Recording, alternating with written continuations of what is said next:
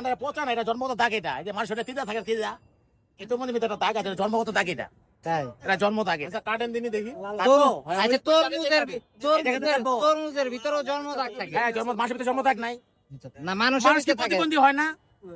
আর ফলের মধ্যে প্রতিবন্ধী একটু ভালো হয় বেশি, যেরকম বেকা কারোর ভিতরে বড় বড় হয় না, আর বেকা তরমুজটার ভিতরে লাল হয় বেশি, মিষ্টি হয় বেশি। বলবেন কি জন্য না, এটা হচ্ছে আমার অভিজ্ঞতা। ভাই কাস্টমার বলছে ওই জায়গায় পচা, ওই জায়গাতে কাটে। এই জায়গাতে কাটবো।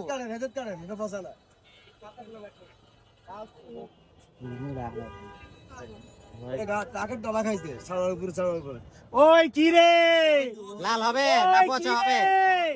মধু মধু মধু। পচা হবে না তো? পচা হয় নাকি? ভাইয়া পচা কাস্টমার নিবো ভাইয়া? অবশ্যই না। হ্যাঁ, ভালো রে নিবো, ভালো রে টাকা দিব।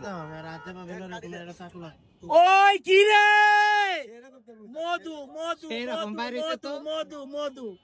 ওই কি রে, মধু মধু মধু। ভাই পচার জায়গাটা একটু দেখান তো। এই যে পছন্দ জায়গা দেখছেন, ভিতরে মার ফেলে সে বাড়িতে।